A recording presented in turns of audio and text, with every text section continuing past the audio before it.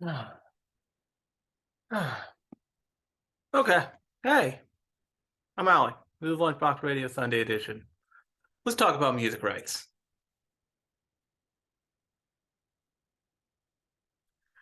Now, a lot of stuff has been written and said and pontificated on about music rights, especially around anime, foreign music, the Japanese music industry, and all that stuff.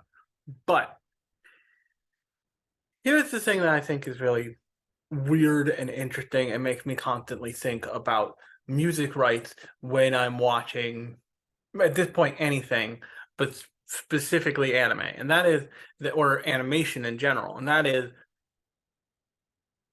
that anime and all animation, as a matter of fact, is a blend of sound and visuals that is meant to mimic reality and expand on reality in ways that reality can't, because this is hand drawn. You can make somebody explode into a pile of flowers if you really want to. And they're really beautiful moments where it's not even that it's that surreal, although sometimes it is. I'm thinking immediately of, and spoilers for first season of Chainsaw Man here, but later on, late in that series, or midway through that series, well, late in that series, really, when Himeno dies, they have this beautiful ethereal track playing behind it, and it gives this whole thing a gravity and a kind of mystic weight that it wouldn't have otherwise. But then you have to think about that whole show, that the opening track, Kickback, to um Chainsaw Man is one thing. But you look at that show and it uses a different ending track and a different ending animation for every single episode, which means practically what's happening there is the rights for all of those songs are probably negotiated individually. If you want some ideas of how this goes wrong, a really recent example is a bunch of years and a bunch of seasons back. There was a show called Dimension W, and Dimension W is a okay to decent sci-fi show that was originally produced, like actually produced, sought out and produced by Funimation for the American streaming audience. One of the reasons it didn't take off, though, was because in its dub version, they didn't have the rights to use the opening song, which is an incredible song by I think it's Stereodive. I think Stereodive Foundation does the song.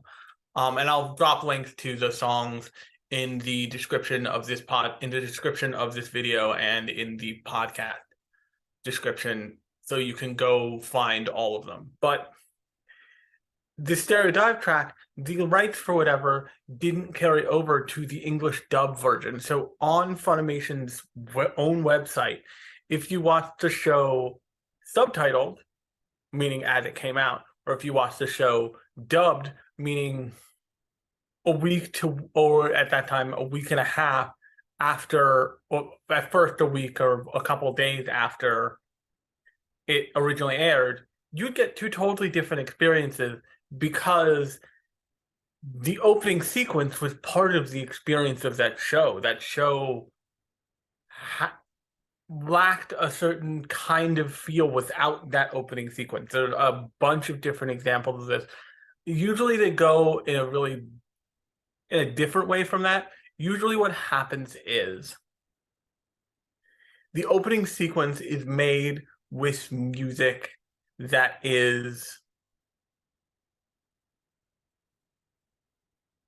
that that is licensed through the Japanese music industry, which is notoriously draconian and really cutthroat in how they enforce their copyrights and ownership rules.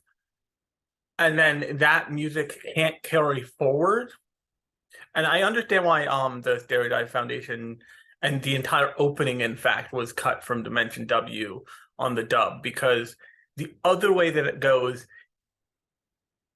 is that once it destroys the original thing. It kind of messes with the original thing that was there, but your viewer, unless they know any better, may not know. The best example of this that I can think of is a show called Eden of the East from years and years back, from I think like 2010. Its opening sequence was set very specifically to a song that was done by Incubus, the Japanese, the American band Incubus. And it's a really great opening. Everything fits perfectly, only because they recorded it for that show on behalf of Sony, with Sony Music Japan specifically. The rights didn't transfer over. So if you watch that show at the time, because I don't believe it was, it wasn't the same era of streaming. So I think that it was probably, if you watched it illegally, or if you watched it, I think it was if you watched the subtitles, if you watched it illegally at the time, you would get a whole different experience of that show, because the opening was really tied into the whole like thing that the show was going for. It was a very different thing in the dub version. The dub version, what they did was they went to a Japanese pop star. I don't even really remember the pop star's name. You can, if you remember that name, you can put it in the comments of the YouTube video. And they just had a song recorded. It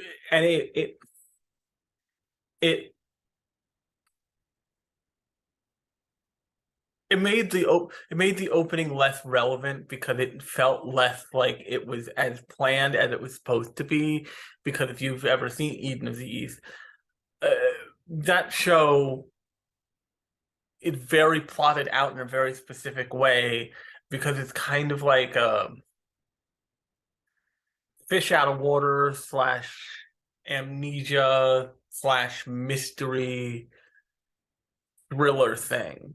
And eventually it all comes to a head, but the opening sequence of that show really makes you feel that in those in that couple seconds that it's running. And with that track, it becomes this kind of like, you don't want to skip it kind of opening, not to the extent of something like Evangelion certainly, or Cowboy Bebop, but still it's a good fun time. Now another show that did this that I didn't, and this is the reason why I'm bringing this one up, that I didn't know did this at the time, but once I found out, I was retroactively kind of sad, because the show Speedgrapher, from also kind of like maybe a couple years later, but in that same time span, a lot of this is always happening, but a lot of this was happening in that time period, because it was like kind of the start of the way anime as we know it to be now, kind of the start of, oh boy, the like Anime NYC badges, which by the way, I am going to be at Anime NYC, so if you want to come find me at Anime NYC, you totally can. We're now in a world of where Anime NYC badges sell out overnight. We're 3-day badges. Like if you were not on that ludicrous queue that lasted for half an hour, then you basically probably didn't get a badge. Like I clicked the button the second it turned to 6 p.m. on the East Coast, and I waited for half an hour. I can only, if you clicked at 6:05, I don't know. I can't help you. But suffice it to say that like now anime it's not even its own niche culture, it's its own subculture on the same level of something like Marvel and DC and, you know, Star Wars and all that stuff. And you see it in the idea of, you know, Star Wars visions being Star Wars ability, being Star Wars real, like first step into anime, and the second season of that is coming out I believe this year.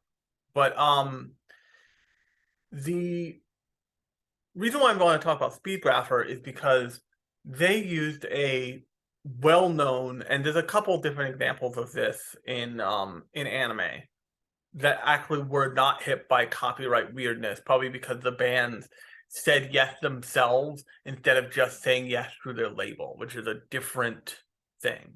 But in Speedgrapher, the opening sequence was originally set to Girls on Film.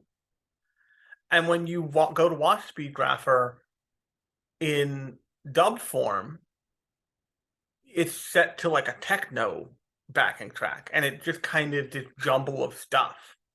The reason why it's this jumble of stuff is because it was done in the style of what they call an anijam in animator speak. And if you don't know what an anijam is, basically an anijam is where animators kind of loosely pick what they're going to animate around, either a track or a concept, either a soundtrack or a concept or a backing song or a concept.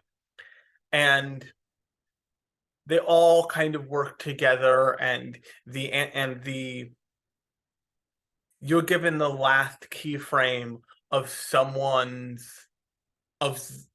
sequence, and you riff off of that into your own sequence, and it goes around kind of in a round robin scenario for once or twice, and what you're left with is this like evolving and changing cool thing.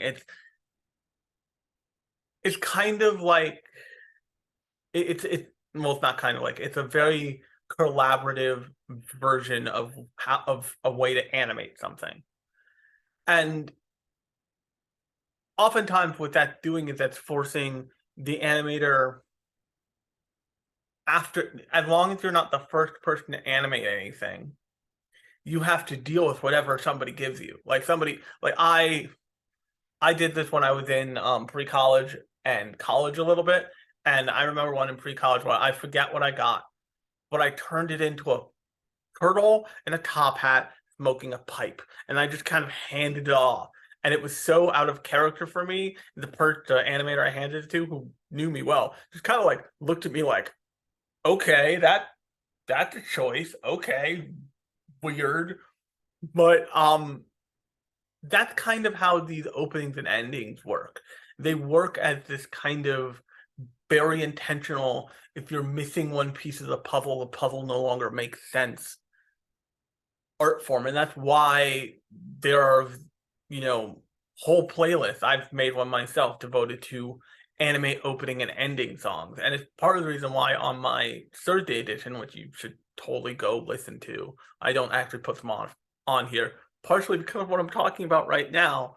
On my Thursday editions, I make sure to include either the audio for the trailer of something I'm talking about, like with Shizune or with Suzume, or the straight up opening song and ending song of that, because it's part of experiencing the whole of that show. And yes, there are shows that A, do cold opens, they don't really have an opening, or B, the openings aren't great, but it helps the show if the opening is fantastic. And the music industry problem is a bigger problem than just opening sequences. So, a byproduct of me doing this podcast is every week I get to go on YouTube and I get to go find the opening and ending of whatever show I'm talking about that week,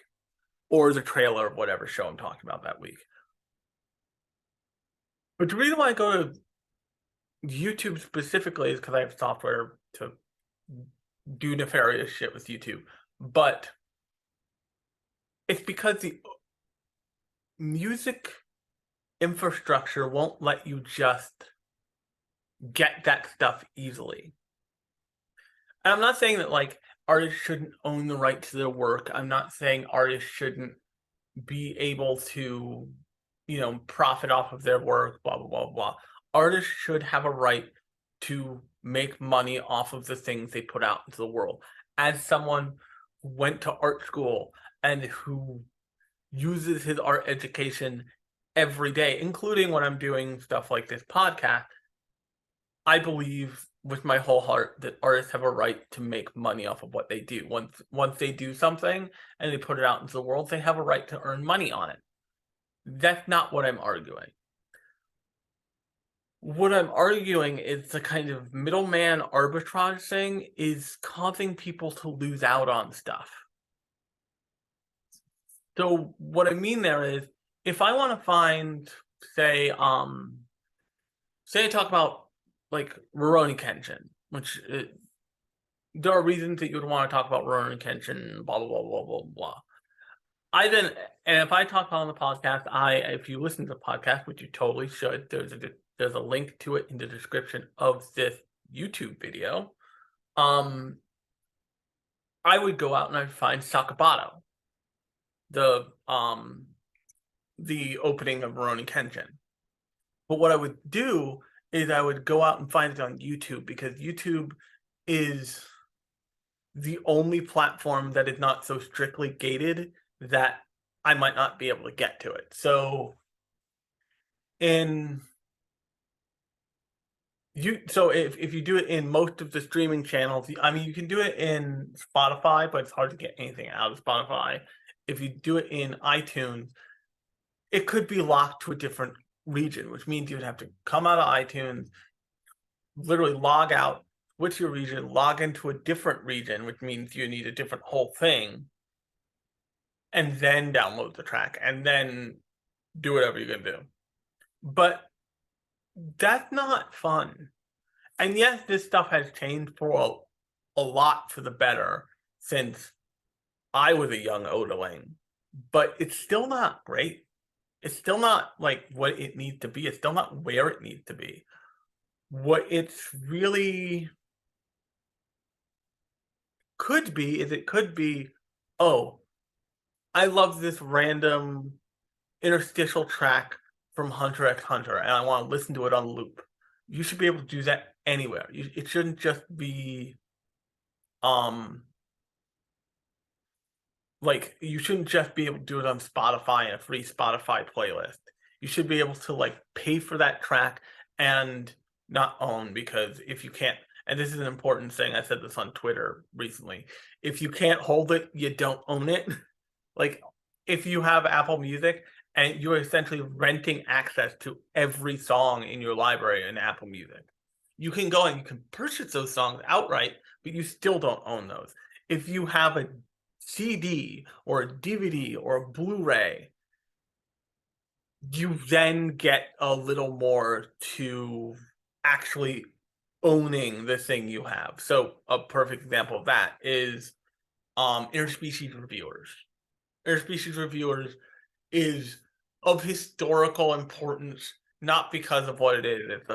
It's an ecchi show bordering on a different kind of show, but it's of historical importance because it's really the first show where they greenlit something sight unseen, and it basically bit the entire American streaming market in the ass.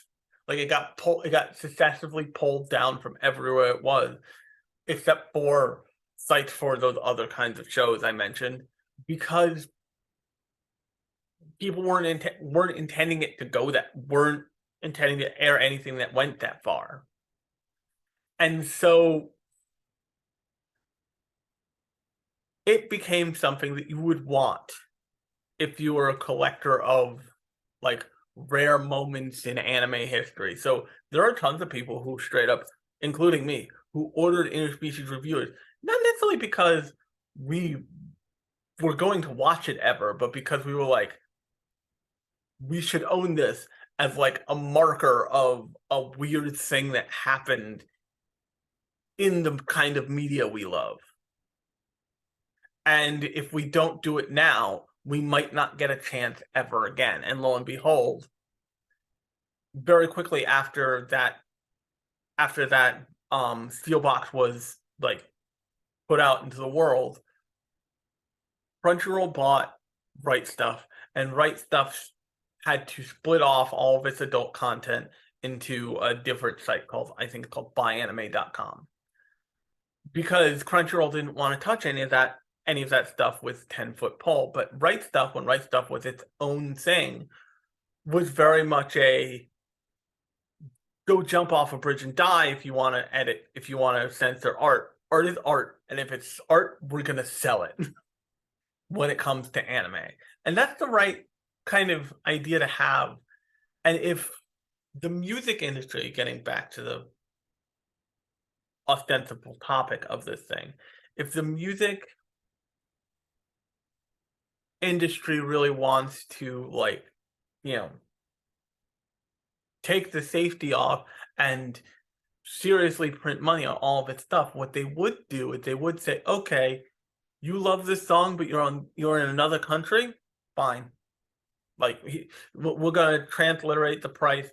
You can buy it now. And one of the nice things about most of Netflix's original anime productions that have a significant soundtrack, something like a what's it, like a Carol and Tuesday, or what's the second one, the Studio Trigger one, with the Tanuki girl. I forget what it's called. They put those soundtracks up like day and date with the show releasing, or with whatever season of that show it was releasing. So if you like that stuff, you could go find it on across all the streaming services, not just one, not just Spotify. One of the reasons I imagine people really like Spotify, other than it's a lot cheaper than Apple Music, is that they clearly do a lot less gating of what's up there. You can find more anime soundtracks, more K-pop, more of all that stuff without having to get into switching regions and making accounts for different regions and all that kind of like minutia management that we as consumers shouldn't have to do. And that's the thing that I think is really the big point of this, is that if you're doing a whole lot of really technical management of anything, you as a consumer probably shouldn't be doing that. It's just there's some middleman barrier there. So when you want to play a video game, and that video game is region locked to Japan, and you can't play it on, like, say, your American PS5, that's insane. I don't even know if that happens anymore. One of the companies that notably just did this is on Switch.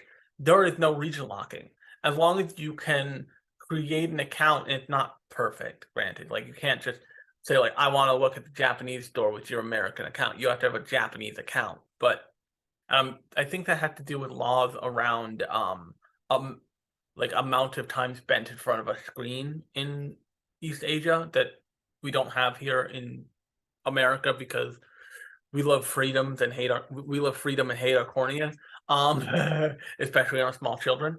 But as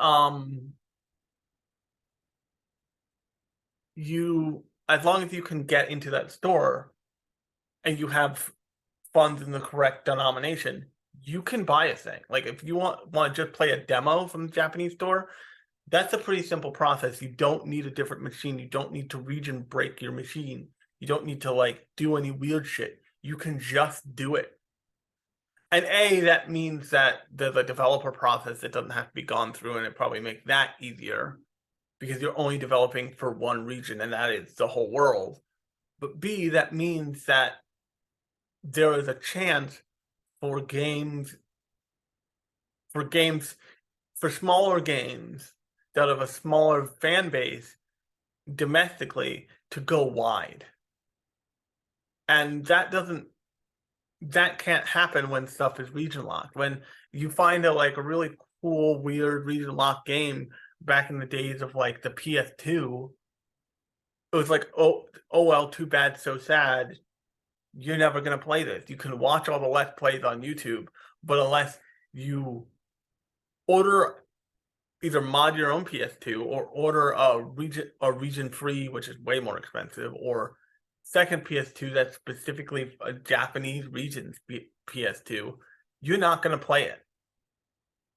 And that that just shouldn't be. Like it's as I say, it's the year of our Satan 2023. Like we should be able to do kind of whatever we want with the media that we spend money on. Like I'm not once again, I'm not saying that artists should not make money on what they make, on what on the content they put out into the world.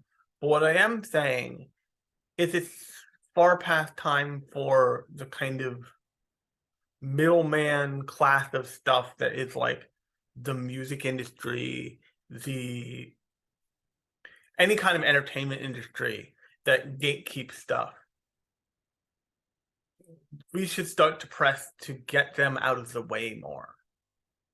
Now, I'm not saying it should be like floodgates all open. There's a reason that it's not. But if you want to listen to so this is the thing that really set me off, and actually set me off twice in since I when I first saw about this. I wanted to listen to Smile Bomb. And if you've ever heard Smile Bomb is the opening of Yu Yu Hakusho. It is fantastic. It is one of the best anime openings of all time in any language. It is adaptation, transliteration of a of the original Japanese opening track, which has the same kind of like vibe and feel. And it's a kind of like dubbing of music oftentimes companies don't even really do anymore just because there's a chance of it going bad on them, quite frankly. Like a chance that you like screw something up and a fan catches it and it becomes a problem. But with things like Smile Bomb and a couple other moments in like anime, I'm not talking about like the One Piece, like the One Piece one pirate rap opening. That's insane. But I love it, but that's insane. Or the card captors opening from the early aughts slash late 90s. That's also I, it's stuck in my head, but it's insane. But things like the Sailor Moon, the English dub Sailor Moon opening, or Smile Bomb from Yu Yu Hakusho are notoriously hard to find on the streaming services because they're caught up in this rights fight with all that happens with all anime music, because it happens with all foreign music. Very often, it's not uncommon for you to go on Apple Music and find the most horrendous covers of your favorite anime openings because it like that space has been left open and people want to listen to that music, but people only know the name of the song sometimes, so they go looking for let's say Driver's High from Great Teacher Onizuka. And then they get back like all of these like random people who have covered it because it wasn't available to be released in the American market. So strategically, they probably love anime, and I get that, and more power to you. But they could cover it and there would be less competition. Like you couldn't go find the thing, so you just find the okay, this is fine version of it. And the last kind of thing that I'm going to talk about here is actually a bizarre thing. It's about 1960s Batman. So for many years, and you'll understand why when I'm done, but for many years, the 1960s Batman with Adam West was kind of nowhere.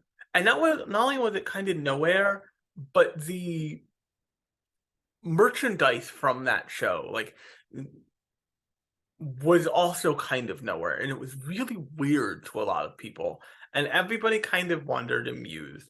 And then after a while, people kind of figured out that the reason why there was no merchandise from this show, that there was a box set that I should, for it having come out in the 60s, is pretty recently released. I think it's a Blu-ray box set too. And that wasn't because the stuff didn't exist, that like sketches for the stuff didn't exist, but because the rights were held by like 9 different companies. And just no one could purchase them all to bring them all together to make it possible to get a box set out or to get merchandise out. I used to know a news anchor, and he was like griping about there not being a whole lot of 1960s Adam West era Batman merch. And I straight up, I think I tweeted at him. I tweeted a picture from a dress clothes accessory shop in Penn Station, New York. This was back when I was commuting in and out of Penn Station all the time. Of cufflinks from the 1960s that was a 1960s Adam West Batmobile. And he said on his podcast at the time, he's like, I know where the shop is. I've walked past it a bunch of times. I'm going to buy those tomorrow. Thank you. And that stuff is just happening too often now. It should not be hard for me to go find one of the best anime openings of all time. It just shouldn't be hard. The fact that like I have to pull up a YouTube video, that I have to know what to look for, that I have to know what I found is the original article and not a different cover is crazy. And I want to be clear here, and then I'll probably take off.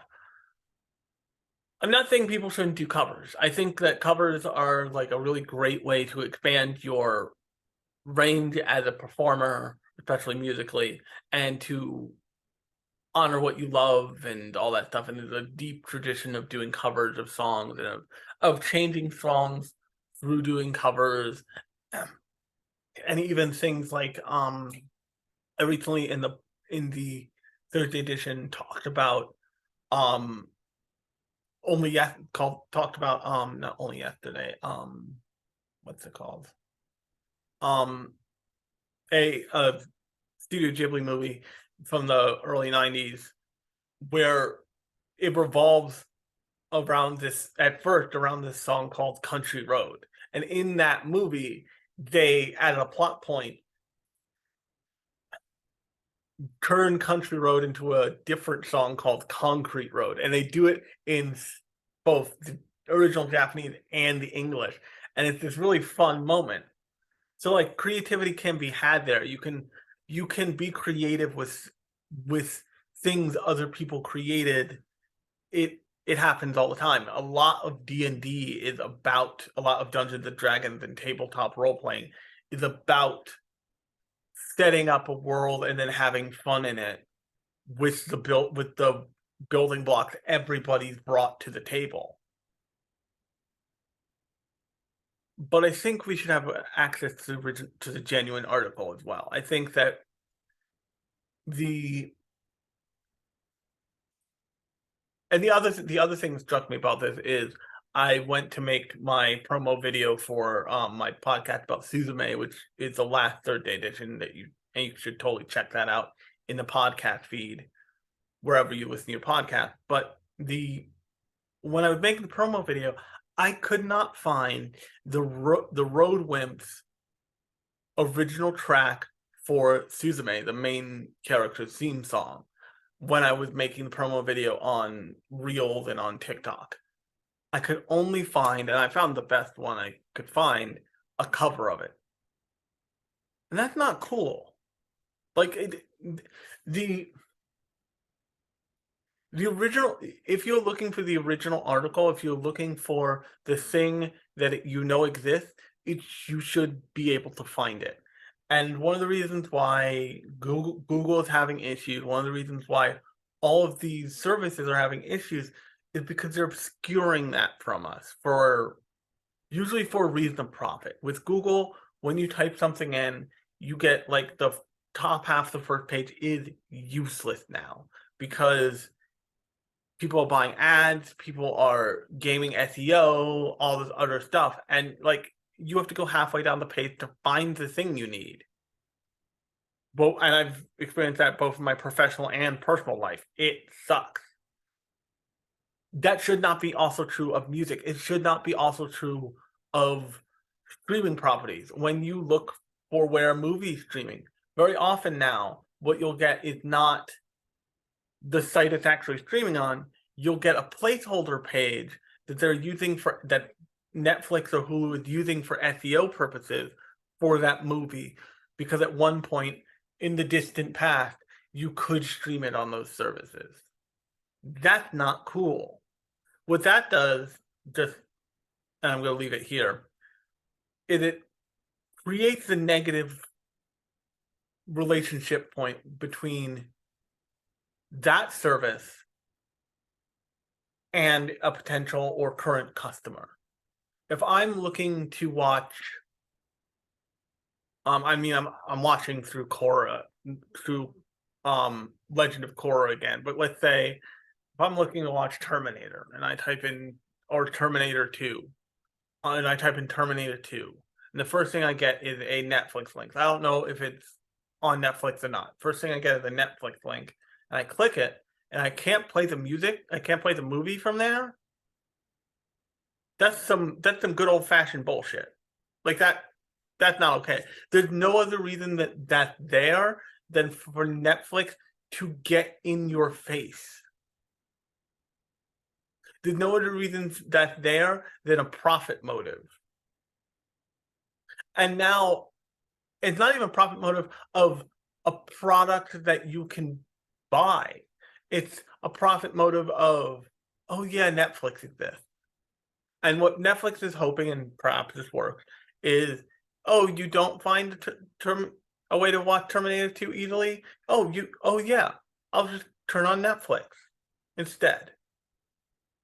But what happened to me, and what I imagine happens to you, good viewer and listener, is you get to that page, you get pissed, and then you either go find it through Sailing the High Seas, or you go find it, or you go rent it from iTunes, or you go after the thing you actually want, not the like vague, we reminded you we exist, even though you always knew we exist bullshit. On that note, if you like this episode, new episodes of the podcast come out every Thursday and every other Sunday. Sundays are now YouTube videos, and also they come out on the podcast feed proper. But if you want to watch these things, I am putting the for the foreseeable future, I'm putting the YouTube link in the description of both of the podcast, so you can bump over there. So you can bump over here and watch me pontificate. But on that note, I've been Alex. This has been Lunchbox Radio, and I will talk to you on Thursday.